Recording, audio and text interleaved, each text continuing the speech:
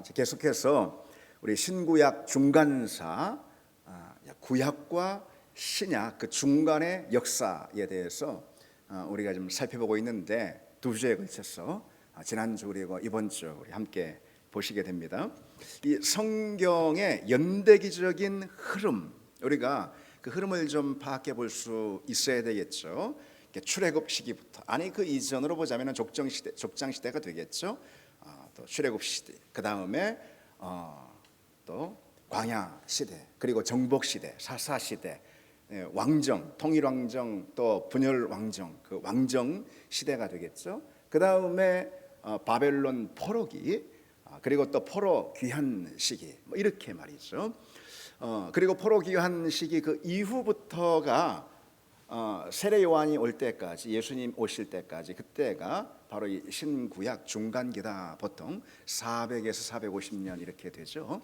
그렇게 우리가 말합니다. 그 기간을 우리가 좀 알고 있어야 어느 정도는요, 그래야지만 우리가 복음서로 곧장 들어가기 전에요, 그래서 좀 알고 있어야지 신약의 여러 말씀들, 또 여러 메시지들을 우리가 또 잘 이해해 볼 수가 있는 거죠. 이 성경의 연대기적인 그 흐름, 그 안에서 볼 때 신구약 중간기라는 것은요, 이 구약의 예언이 신약의 성취로 이어지는 그런 핵심적인 연결고리가 된다라는 그런 말씀이에요. 그래서 오늘 이 시간에는요, 역사의 주관자는 누구시죠, 여러분? 당연히 우리 하나님이신 줄 믿습니다. 역사의 주관자는 우리 하나님이시죠. 그 하나님께서 신구약 중간기 가운데 어떻게 그 인간의 역사를 그리스도께 맞추어서 정렬하시는지, 그것을 우리가 이제 구체적인 그 내용들을 좀 살펴볼 필요가 있다는 거죠. 그것을 우리가 살펴볼 때 귀한 영적인 안목을, 또 신약 성경을 이해하는 그런 안목을 우리가 얻을 수가 있습니다. 그래서 우리가 두 주간 살펴보는데, 사실 이 두 주도 모든 내용들을 다 우리가 살펴볼 수는 없고요, 상당히 많은 부분들을 다 그냥 생략하고 우리 중요한 어떤 연결점들만 살펴보는 것입니다. 이 마카비 혁명, 여러분 지난주 내용, 지난주는 그 역사를 쭉 한번 우리가 살펴봤어요. 특별히 신구약 중간기에 있는 그 역사들 있잖아요.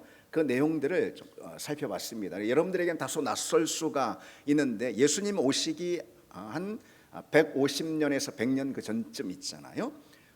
그 헬라 시대, 그리고 또 이제 로마로 제국 시대로, 로마 제국 시대로 또 이어지는 바로 그 시대 있죠. 예수님 오시기 한 150에서 한 100여 년 전 있잖아요. 그 역사에 대해서 우리 지난주에 간략하게 좀 훑어봤는데요. 그때 일어난 사건이 뭐죠? 마카비 혁명이라고, 주전, 그러니까 예수님 오시기 164년 전이었어요. 예. 주전 164년에 이 마카비 혁명이라는 것이 일어났죠. 그리고 세워진 그 독립 왕조, 유대 독립 왕조가 바로 하스몬 왕조라고 그랬습니다. 이 하스몬 왕조, 헬라의 강압 통치 박해로부터 이들이 그 독립을 쟁취해서 유대 독립 왕조를 이루게 됐단 말이죠. 그러면 어떻게 해야 돼요? 이제 성전을 중심으로 정말 순수한 믿음을 가지고 하나님을 섬기고 그래야 할 거 아니겠어요? 그런데 그러지 못했어요. 이들도 금방 인간적인 냄새를 피우고 부패하고 타락해버리고 말았습니다. 이 권력의 맛에 취했어요. 그래서 특히 이 하나님의 다윗 언약에, 영원한 다윗 언약에 의하면은 이 유대 이 민족에 있어서 왕계는 어디에서 나오는 거예요? 다윗 혈통에서. 그렇죠? 그런데 그런 다윗 혈통이 아님에도 불구하고 스스로 왕위에 오르는가 하면은요, 이 하스몬 왕조 안에서 말이죠. 아니면은 제사장은 이 아론 계열에서 나와야 되잖아요. 그렇죠? 그런데 그 정통성을 무시한 채 뭐 아무나 대제사장을 겸직하고, 그런 이제 정치적인 어떤 독재, 독주가 일어났던 것이죠. 권력의 맛에 취한 하스몬 왕조에 의해서 말이죠. 그래서 이런 권력의 변질, 이것은 유대 사회 내부에서 이 거대한 영적인 균열을 이제 일으키게 됐던 거예요. 그래서 유대교의 이 그 지형을 결정짓는 여러 분파를 형성하게 됐습니다. 그래서 그 여러 유대교 분파가 예수님 시대까지 이어지는 것을 볼 수가 있습니다. 대표적으로 뭐 사두개파나 바리새파나 이 신약 성경에도 등장하는 이 유대교 분파, 큰 줄기는 유대교라고 할 수 있는데 그 유대교 안에서 나오는 여러 가지들 분파, 그게 바로 사두개파나 아니면은 바리새파나 이런 여러 분파들이 바로 이때 형성되게 됐던 거예요. 가장 먼저 주목해야 될 세력은 누구냐면요, 하시딤입니다. 하시딤. 이 하시딤은요, 셀레우코스 왕조의 이 극심한 헬라화 정책, 그래서 안티오코스 에피파네스라고 해가지고요, 이 셀레우코스 왕조에 있었던 그 한 왕이죠. 이 안티오코스 4세라는 이 왕이 아주 극심한 이 종교 박해를 가했던 거예요. 유대 이 성전 있죠, 예루살렘 성전에 돼지머리를 올려놓고 이런 식으로 말이죠. 엄청난 박해를 하고 헬라화 정책을 펼쳤던 거예요. 거기에 목숨을 걸고 이 투쟁을 했던, 저항을 했던, 그래서 율법을 사수하려고 했던 그런 종교적 분파가 바로 하시딤입니다. 하시딤. 이 하시딤이 처음에는 하스몬 왕조하고 협력해서 이 헬라인들과 싸웠던 거예요. 그런데 아까도 말씀드렸듯이 하스몬 왕조가 권력에 취해가지고 이들이 타락했다고 그랬잖아요. 그러니까 그들과 결별하고 이제 새로운 그 유대교 큰 분파를 형성했던 세력이 바로 이 하시딤이라는 그런 세력이에요. 근데 이 하시딤이라는 줄기에서 바로 유대교의 여러 분파들이 나오게 된 거예요. 그중 대표적으로 뭐가 있을까요? 바로 바리새파입니다. 그리고 여러분들에게는 좀 생소할 수 있는데 에세네파라는 이 두 분파가 하시딤이라는 유대교 줄기에서 나오게 됐습니다. 먼저 바리새파를 한번 보실까요? 복음서에 등장하는 바리새파는요, 그 이름 자체가 분리된 자예요. 분리된 자라는 그런 뜻을 가지고 있어요. 무엇으로부터 분리됐냐? 세속적인 그런 정치 구조, 이런 것들과 분리돼서 거리를 두고 백성들의 일상 속으로 들어가서 그들에게 이 율법의 말씀을 전수하고 가르치는, 그래서 순수한 율법을 회복하고자 했던 그런 세력이 바로 이 바리새파다, 이렇게 할 수가 있습니다. 이 바리새파는 성전 중심의 제사장 권력, 이 제사장 권력과 서로 대항했어요. 이때 제사장 권력은 사실 아까도 말씀드렸듯이 상당히 많이 권력화되고 그리고 종교적으로는 상당히 오염돼 버리는 거예요. 그래서 이 제사장 권력과 대항했어요. 이 민간 중심의 어떤 사회 구조 안에 깊이 들어가서 그 일상 가운데 많은 사람들에게, 유대 백성들에게 그 율법을 가르치는, 특히 어디에서요? 회당이라는 공간을 중심으로 율법을 가르치는 그런 사람들이었어요. 바리새파의 이 특징은 성문 율법뿐만 아니라, 그러니까 창세기, 출애굽기, 레위기 이런 있잖아요. 민수기, 그리고 신명기, 또 그리고 다른 예언서나 이런 성문 율법뿐만 아니라요, 그것을 일상에 적용하기 위해서 구전으로 내려오는 장로들의 유전, 이것을 구전율법이라고 그럽니다.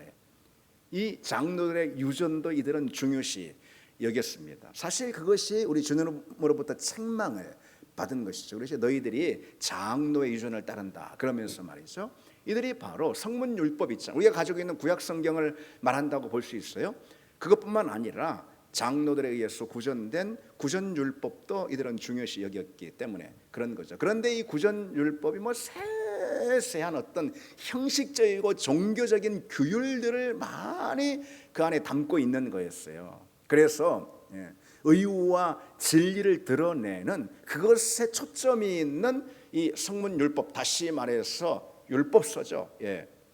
그것을 그저 덮어버리고 가려버리는 그런 부정적인 측면이 있었던 것이죠.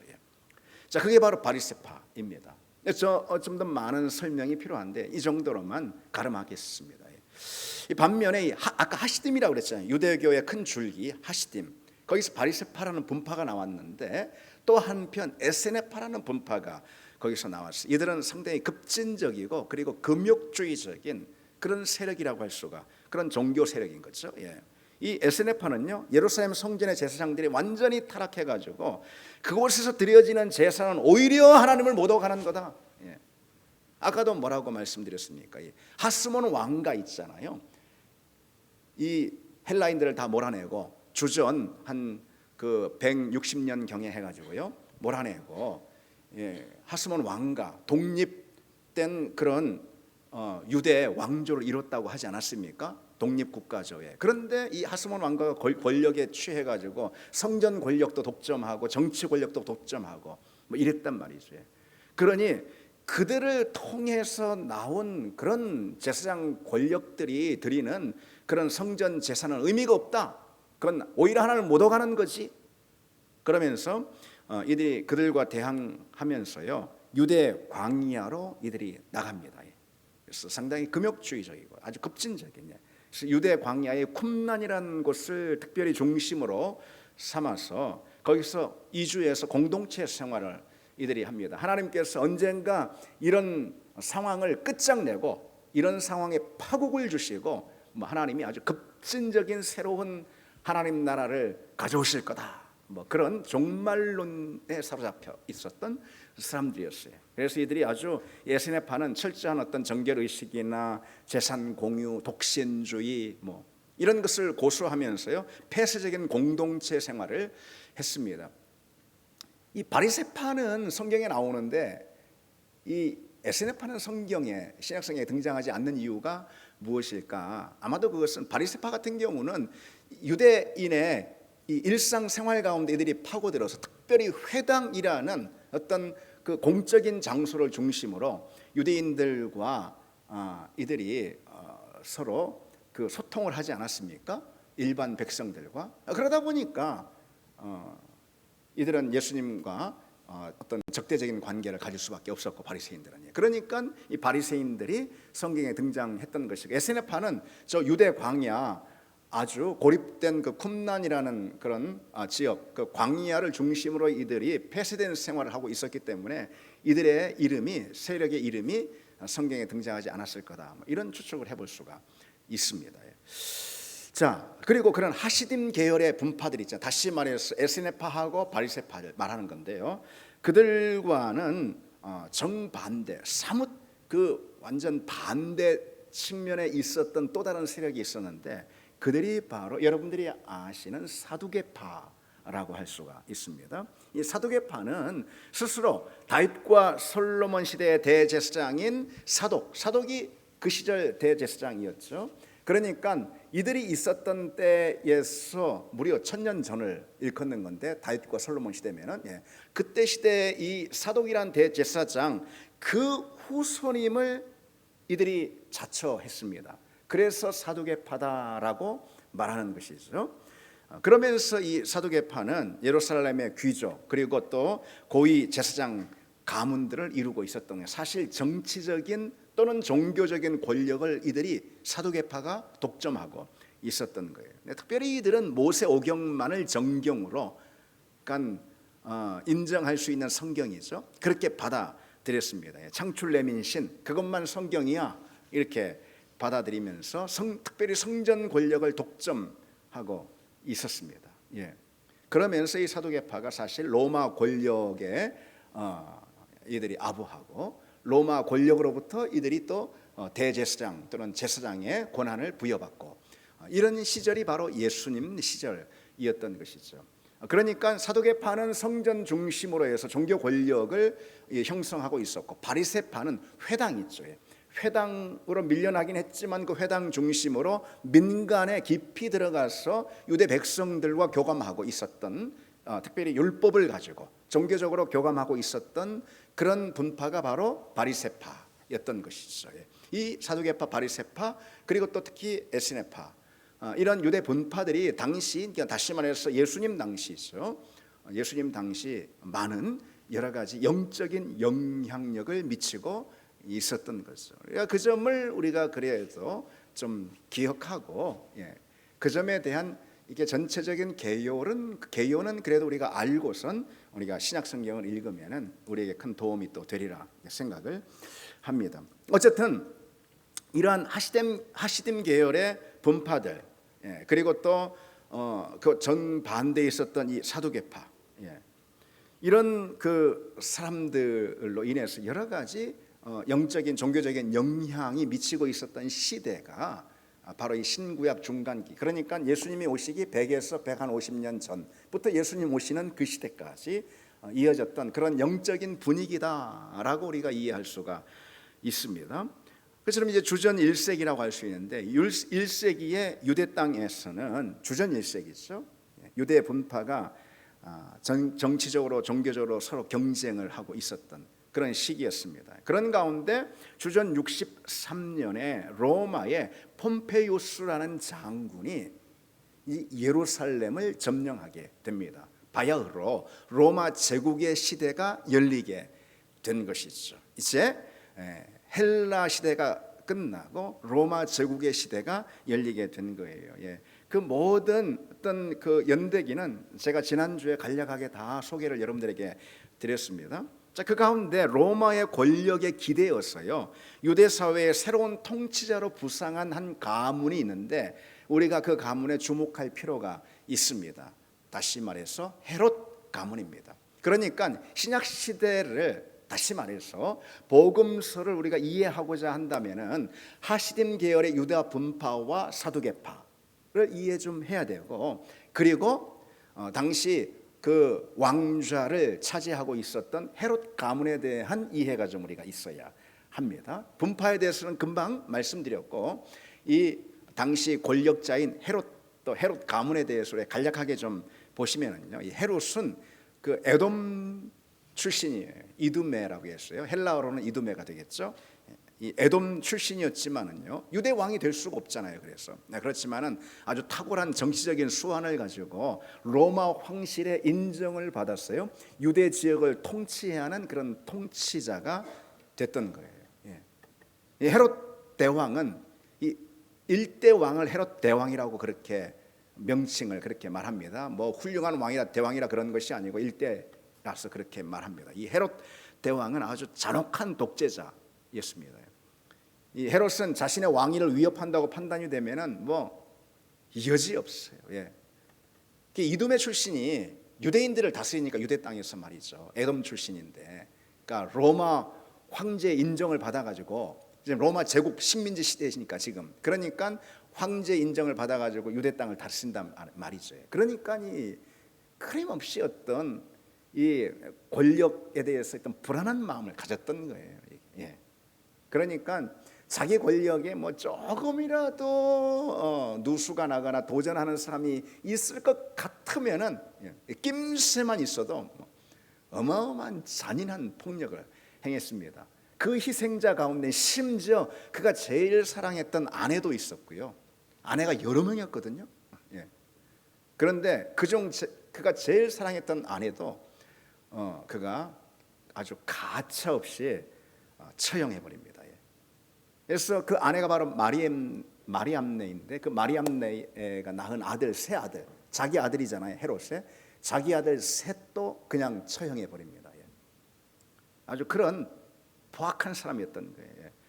여러분, 복음서에 왜 마태복음에 특히 2살 그 이내에 아이는 싹 죽이는, 헤롯이 다 죽이지 않습니까? 그게 이제 일대 헤롯 왕이거든요. 예수님이 태어나셨던 바로 그때를 말하는 거죠. 그 2살 안쪽에 아이들을 싹 학살한 그 사건, 이 헤롯의 잔인한 폭력성을 그대로 보여주는 역사적인 실제다, 그렇게 알 수가 있는 거죠. 어쨌든 오랫동안 통치했던 이 헤롯이 결국은 이제 주전 4세기에 죽게 됩니다. 유대는 그 세 아들인 아켈레오, 그리고 안디바, 안티파스라고 그러죠. 이 안디바, 그리고 빌립, 이 세 아들에 의해서 분할 통치가 돼요. 헤롯이 다 다스리고 있었는데, 유대야와 저기 갈릴리까지 다 다스리고 있었는데, 그런데 이 세 아들에 의해서 분할 통치가 됩니다. 아켈레오, 안디바, 빌립, 뭐 이렇게요. 그러나 일부 지역에는 이들이 실정을 많이 하는 바람에 헤롯의 아들들이, 일부 지역은 로마가 총독을 파견해서 직할 통치를 하게 됩니다. 바로 유대 땅이 그랬어요. 예수님 계셨을 때 그러니까 예수님이 태어나던 시절은 헤롯 왕이 통치하던 시절이고 예수님이 나중에 공생애 하던 시절 있잖아요. 30년이 지나서 그때는 이 유대 땅만큼은 이 로마가 본디오 빌라도 여러분 아시죠? 예, 본디오 빌라도라는 총독을 보내서 직할 통치를 합니다. 그리고 바로 그 위쪽 갈릴리 지역 있잖아요. 갈릴리 지역은 헤롯 안티파스니까 헤롯 안디바죠. 안디바에 의해서 통치가 됐던 거예요. 예. 그래서 헤롯의 아들 안디바도 헤롯 안티파스 이렇게 이제 불리거든요. 그래서 이제 헤롯이라는 이름으로 계속 나와가지고 그 헤롯이 이 사람이냐 저 사람이냐 아버지냐 아들이냐 이렇게 헷갈릴 수가 있기도 하거든요. 그 부분을 잘 우리가 좀 구별해서 볼 필요도 있습니다. 어쨌든 여러분 이 당시 모습들을 제가 아주 간략하게 개괄해 드렸는데 보십시오. 종교 지도자로 자청했던 그런 사두개인들 이들은 권력에 물들어 있었고요. 성전을 중심으로 그리고 바리새인들은 독선과 종교적인 어떤 형식에만 갇혀 있었어요. 권력을 잡은 왕들 그 포갑 정치는 어마어마하게 백성들을 힘들게 했습니다. 그래서 백성들은 가혹한 세금제도 그리고 또 폭정 또 더 중요한 건 뭐예요? 영적인 기근의 상태. 종교 지도자들이 다 그 모양이니까 영적인 기근의 상태 가운데 신음하고 있었어요. 그야말로 칠흑같이 어두웠던 그런 시절인 것이죠. 주님이 오시기 직전의 상황이 100여 년 전부터 주님 오실 때까지 그 기간이 바로 그런 영적으로 정말 어둠의 시대였던 거예요. 그래서 이 신구약 중간기를 암흑기다라고 그렇게 부르는 이유가 거기 있는 것이죠. 그러나 중요한 것은요, 그저 암흑기만은 아니었어요. 인간적으로 볼 때는 그렇게 절망의 시대처럼 보일 수 있지만은 그 순간이 바로 복음이 동트기 직전인 바로 그 새벽녘이다 이렇게 말할 수가 있습니다. 그래서 바로 그 어두운 시절, 어두운 시기 같았던 바로 그 신구약 중간기 그 기간을 하나님은 복음 전도를 위한 말하자면 영적인 인프라를 깔고 계셨던 그런 시기였다라고 할 수가 있습니다. 인간의 눈으로 보자면 이보다 더 절망적인 시대가 없지만은 하나님은 그 시기 가운데 예수 그리스도가 오시는 길을 그 아들이 이 땅에 오시는 그 길을 하나님은 다 준비하고 계셨다라는 거예요. 그래서 바로 그걸 복음의 인프라라 이렇게 사실 우리가 말할 수가 있겠죠. 이스라엘 역사뿐 아니라 당대 세계를 지배하던 제국들 있잖아요. 뭐 바벨론부터 해가지고요, 헬라 제국도 그리고 페르시아 제국도 있죠. 또 로마 제국도 있고요. 이들의 어떤 정치, 문화, 사회적인 그런 시스템들을 통틀어서 우리 하나님은 복음이 온 천하에 가장 빠르고 정확하게 전해질 수 있게끔 하는 그런 완벽한 복음 전도의 인프라를 이 신구약 중간기 가운데 구성하셨다 이렇게 말할 수가 있습니다. 그것은 역사가 우리에게 보여주고 있는 사실이에요.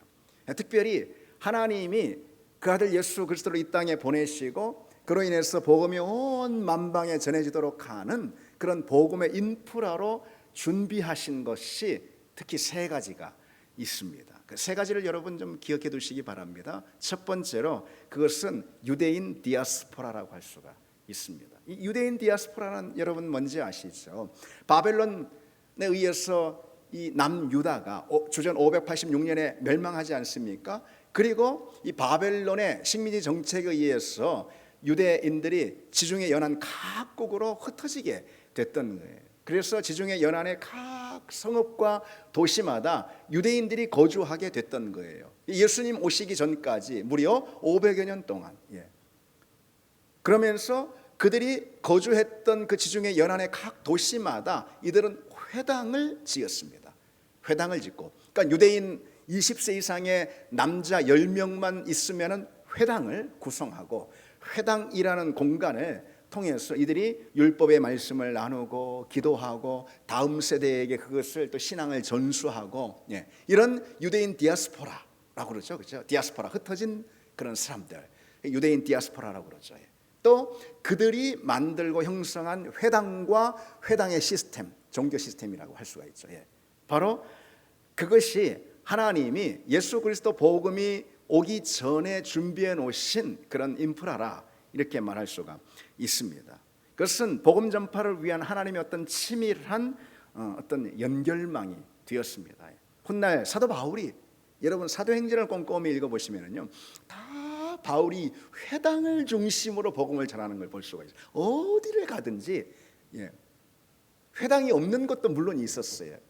루스트라 같은 그런 것, 갈라디아의 루스트라 같은 곳은 유대인들이 거의 살고 있지 않으니까 회당이 없었거든요. 그래서 복음을 전하는 것이 사실 좀 난감한 그런 상황이었어요. 그래서 하나님께서 기적으로 직접 개입하시는 걸 볼 수 있는데, 그 외에는요 다 회당을 중심으로 회당에 가면 누가 있습니까? 유대인들이 있잖아요. 유대인들은 뭘 압니까? 구약 성경을 알잖아요. 그러니까 그들에게 복음을 전하는 건 매우 간편했어요. 너희들이 믿고 있는 그 메시아, 너희들이 소망하는 그 메시아가 있잖아, 왔어. 이렇게 복음을 전하면 되는 거예요. 그렇죠? 회당이 없고 유대인들이 없었다면은 복음을 전하기가 처음부터 창조부터 막 다 전해야 되는, 그렇죠? 그런데 어디든 가는 곳마다 지중해 연합, 지금으로 보자면 세계 만방에 다 퍼져 있는 거예요. 그리고 그 회당에는요 유대인들만 있었던 것이 아니에요. 유대인들을 동경하고 유대인들이 믿는 이 유대교를 흠모했던 많은 이방인들도 그 회당의 구성원들로 있었습니다. 이들을 가리켜 경건한 이방인이라고 말합니다. 그러니까 이방인들도 그냥 거저 얻는 거예요. 그 회당에 들어가서 복음을 전하면. 그래서 바울이 가는 곳마다 회당을 중심으로 복음을 전하고 그 회당을 중심으로 교회가 세워지는 걸 볼 수가 있어요. 회당이 없었다면 복음을 전하는 것이 사실 매우 어렵고 지난한 그런 과정이 될 수가 또 있었을 것입니다. 그러니까 하나님은 이 디아스포라, 이 회당이라는 말하자면 영적인 네트워크라고 할 수가 있겠죠. 그것을 제국 전역에 미리 촘촘하게 하나님이 박아 놓으셨던 거예요. 수십 년, 아니 수백 년 전부터 그렇게 해 놓으셨던 거예요. 그래서 이제 복음이 오자마자, 복음은 예수 그리스도를 말하는 거죠, 그렇죠? 그 복음이 오자마자 이거 회당을 중심으로 마치 불꽃이 튀듯이 그 복음 전파가 확 일어나게 됐던 것입니다. 그러니까 예수님이 부활하시고 불과 25년 만에 이 복음이 로마 제국의 심장부인 황실까지 들어가는 걸 볼 수가 있어요. 로마의 황실까지. 이렇게 빨리. 그게 하나님이 미리 준비하신 그런 복음 전도의 인프라, 이 디아스포라죠. 그 의미가 거기 있다라고 할 수가 있습니다. 두 번째로 하나님이 준비하신 그 복음 전도의 인프라는 뭐냐? 그것은 헬라 문화라고 할 수 있어요.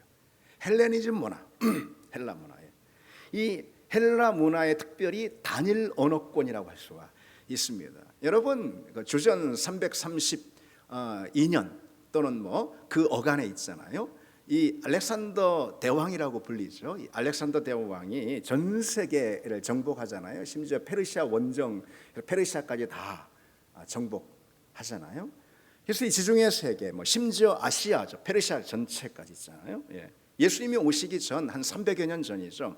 이 알렉산더가 헬라 문화권으로 다 단일 문화권으로 통일시켜 놨던 거예요. 알렉산더의 관심은요, 무슨 뭐 몽골처럼 막 영토, 그래서 막 약탈하는 거, 몽골이 그런 식으로 어떤 그 전쟁의 목적을 삼았거든요. 그리고 이 시대는 대부분 다 약탈 전쟁이었어요. 그런데 이 알렉산더는 좀 달랐어요. 아주 특별하고 이례적인 거라고 할 수가 있습니다. 알렉산더는 식민지를 정복해서 약탈하는 것, 그것을 목적으로 두지 않았습니다. 알렉산더는 정복을 하면은 그 먼 정복을 다 아프리카까지 다 정복하지 않았습니까? 근데 정복하는 목적이 무엇이냐? 자기 자신을 스스로 헬라 문화의 전도사라 이렇게 칭했습니다. 그래서 헬라 문화를 다 전하는 거예요. 뭐 너희들 다 부숴버리고 이 도시를 파괴해버리고 너희를 죽이지 않겠다. 다만 내가 전하는 이 헬라 문화, 헬라 언어, 헬라 사상 이걸 받아들여라. 그렇게 했던 거예요. 그래서 특별히 헬라어라는 이 당시 언어가 헬라 제국의 공통어가, 지금으로 보자면 영어, 아니 그 이상의 지위를 가졌던 것이죠. 공용어가 되게끔 했던 거예요. 그것이 바로 알렉산더의 어떤 위협이다라고 할 수가 있고, 우리 그리스도인들 입장에서 보면은 물론 하나님이 하신 거지만은 그의 빚진 면이 있다라고 말할 수 있을 정도로 큰 업적이라고 할 수가 있습니다. 만약 사도들이 알렉산더가 미리 300년 전부터 헬라 문화권, 그래서 헬라어 단일권으로 묶어놓지 않았다면 지중해 세계를, 이 주후 1세기 사도들이 복음을 전할 때 여러분 한번 상상해 보십시오. 어땠을까요? 민족을 넘고 국경을 넘고 지역을 넘을 때마다 어떤 새로운 문화와 전혀 이질적인 낯선 새로운 문화와 접할 수밖에 없는 것이고, 문화적 충격이 있는 거 아니겠어요? 그렇죠. 그래서 복음을 받아들이기 어려운 거예요. 그리고 또 하나 더 중요한 게 뭐예요? 언어의 장벽 아니겠어요? 민족을 넘고 국경을 넘을 때마다 이들은 복음을 전할 그 대상자의 언어를 수년간 습득해야만 하는 것이고, 이것이 쉽게 가능한 것입니까? 수년간 습득해야 되는 것이고, 만약 그러했다면은 당시 1세기 당시 사도들이 복음을 전했을 때 복음 전파가 지중해 전역까지 다 되는 데 있어서는 아마 수백 년도 더 걸렸을 수가 있을 것입니다. 그러나 하나님은 이 알렉산더라는 이방의 왕을 사용하셨어. 원래 이 알렉산더보다 한 400여 년 전에는 누굴 사용하셨습니까? 한 200여 년 전이죠. 누굴 사용하셨습니까? 고레스라는 페르시아의 왕을 사용하셨죠. 그런데 200년 후에, 그러니까 주전으로 보자면 한 330년경엔 이 헬라의 알렉산더라는 이방의 왕을 사용하셔서 하나님은 하나님의 일을 하셨던 것이죠. 알렉산더는 물론 자기가 자기의 일을 했다라고 생각을 하지만, 그러나 역사의 더 넓은 시야를 가지고 볼 때 하나님이 역사의 주권자 아니겠습니까? 하나님은 이 이방의 왕인 알렉산더 대왕을 통해서 하나님의 일을 하고 계셨던 거죠. 그래서 지중해 연안 어디를 가든지 통역 없이 하나의 언어로 소통할 수 있게 하고, 그리고 성경도 역시 헬라어로 기록되게, 신약 성경 그렇게 하심으로 성경이 당시의 공용어인 그런 헬라어로 기록이 됐기 때문에 순식간에 이 복음이 퍼져나갈 수가 있게 하시는 거예요. 이것이 다 하나님이 촘촘히 만들어 놓으신 놀라운 그런 섭리다, 이렇게밖에 볼 수가 없습니다. 역사를 들여다보면 들여다볼수록 하나님의 기가 막힌 섭리를 우리는 만날 수가 있습니다. 자, 이 정도로 가름하고 마지막 하나님이 복음 전도를 위해 준비하신 인프라, 그건 로마 제국이라 할 수가 있습니다. 헬라 제국 다음에 등장한 로마 제국 있죠. 이 로마 제국은 특별히 로마 하면은 길, 모든 길은 로마로, 그리고 로마 하면은 법, 이렇게 생각되지 않습니까? 바로 그 로마 제국이 닦아놓은 길과 그리고 법 시스템 있죠. 이것이야말로 사실 하나님이 로마 제국이 준비한 거라기보다도 하나님이 복음의 인프라로 준비해 놓으신 걸 할 수가 있습니다. 그래서 로마 제국은 강력한 군사력으로 지중해 이민족들을 다 정복하고 전쟁을 끝내면서 팍스 로마라, 그렇죠? 로마의 평화라고 그러지 않습니까? 그런 시대를 열었습니다. 그리고 로마는 전 세계 속국들을 효율적으로 통치하기 위해서, 그리고 반란이 일어나면 즉각 군대를 투입하기 위해서 제국 구석구석을 아주 촘촘한 도로망, 교통 인프라를 이들이 깔았던 거예요. 그래서 그때 당시 2000년 전에 건설했던 그 로마의 도로가 지금도 그 유럽에 가면 남아 있지 않습니까? 이렇게 납작한 돌로다가 깔아놓은, 지금도 남아 있을 정도로. 그래서 전차 2대가, 이때 당시 전차죠, 2대가 이렇게 마주보면 지나갈 수 있을 정도로 이런 길이 여러분 2000년 전부터 있었다라는 거예요. 여러분 대단한 것입니다. 우리나라의 신장로라는 단어 있잖아요. 그거는 불과 100여 년 좀 더 돼서 등장한 것입니다. 우리나라는 그런 길이 없었어요, 여러분. 한양의 도로에 와가지고선 옛날 선지자들, 우리 선교사들이 있잖아요. 한 140-50년 전에 와가지고 이 선교사들이 깜짝 놀랐습니다. 길이 없어가지고.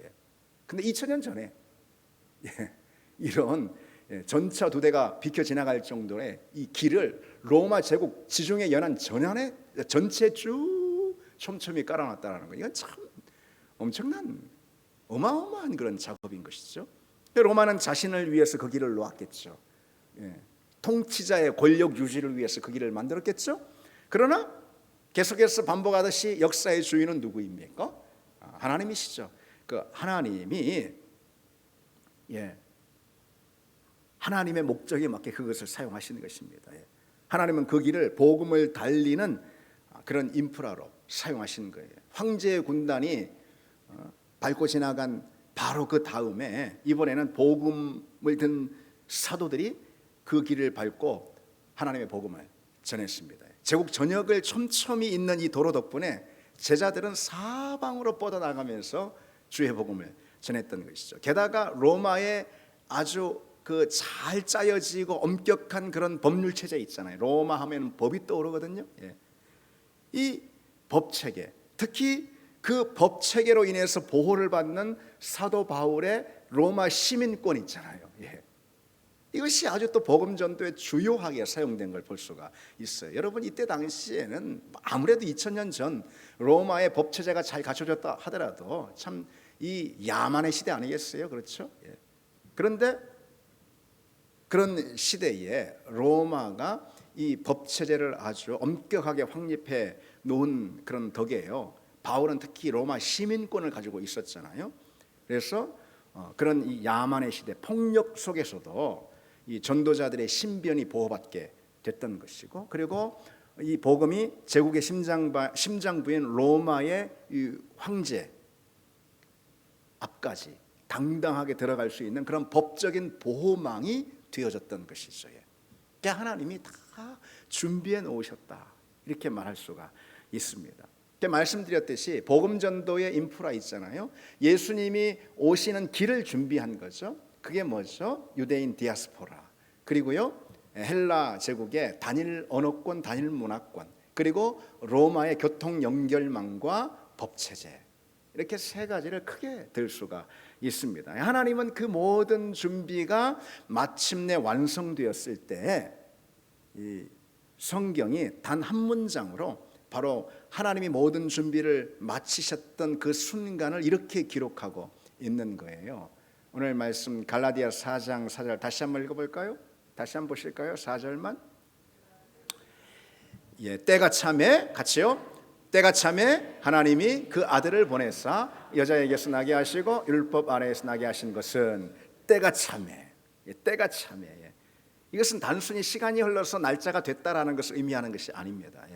하나님이 계획하신 구원의 무대가 0.1%의 오차도 없이 완벽하게 이젠 모든 게 다 준비됐다. 다 준비됐어. 주님이 오시기에 딱 적합한 시기로 하나님이 딱 맞춰서 섭리하시고 준비하셨다라는 그런 뜻이라는 것이죠. 때가 참에라는 것은 인간의 야욕과 제국의 영광을 위해서 움직였던 여러 제국의 왕들 있죠. 그런 정복 전쟁들 있죠. 그리고 또 여러 제국의 팽창들, 황제의 어떤 교통망의 확충들, 또 그에 대해서 유대인들의 뼈아픈 그런 유랑 생활 있죠. 이거 다 알고 보면 뭐라는 거죠? 알고 보면은 전부 역사의 주관자이신 하나님의 손끝에서 예수 그리스도께서 오시는 길을 준비하신 그런 섭리의 역사라는 거예요. 섭리의 역사. 세상이 전혀 소망이 없다고 탄식하던 바로 그때에 하나님께서는 아주 완벽하게 그 아들 예수 그리스도께서 오시는 그런 그 길을 여셨고 그 문을 열어 제치셨던 거죠. 그게 바로 예수님이 오셨던 그런 여명기, 복음의 여명기이고 복음의 배경이라고 할 수가 있습니다. 우리는 여러분 이 사실로 인해서 우리가 간단히 이 시간에 두 가지 메시지만 좀 살펴보고 기도하려고 합니다. 여러분 말씀을 쭉 기억해 보시고 우리가 기억해야 될 두 가지가 무엇이냐. 첫 번째로 우리는 늘 어느 순간 어느 상황에서든 하나님을 신뢰해야 한다. 이걸 우리가 기억해야 합니다. 뭐라고요? 하나님을 신뢰해야 한다. 내 삶 가운데 하나님이 계시지 않는 것 같이 느껴지고 하나님의 손길이 닿지 않는 것처럼 느껴지고 내 삶의 자리 가운데 하나님이 말씀하시지 않는 것처럼 느껴지고 기도의 응답이 막막한 것처럼 느껴지는 바로 그 순간이 있을 거예요. 우리에게 마치 유대인들이 그 오랜 세월 동안 선지자가 없어서 낙심했던 것처럼, 그러나 그 순간에도 하나님이 일하셨죠. 하나님의 부재 상태는 없다라는 거예요. 하나님의 부재를 우리가 느낄 수는 있을진 몰라도 그러나 하나님이 실제로 계시지 않는 내 삶의 자리 가운데 또 역사의 한복판 가운데 하나님이 계시지 않는 시간은 그 순간은 단 한 순간도 없는 것이죠. 예. 우리는 하나님의 침묵을 느끼는 것 같지만은 실은 하나님이 침묵하시는 것이 아니라는 거죠. 예. 하나님은 더 놀라운 하나님의 일. 예. 우리에게 하나님이다 설명해도 우리가 다 알 수 없는 헤아릴 수 없는 그런 하나님의 일이 있잖아요. 예. 하나님의 역사. 그것을 하나님은 면밀히 촘촘히 준비하시는 준비기, 준비 기간. 그것을 우리는 때로 하나님이 침묵하시는 것처럼 하나님의 부재 상태로 느낄 수가 있을지 모르지만 그러나 하나님은 준비하시는 것임을 믿습니다. 더 놀라운 것을.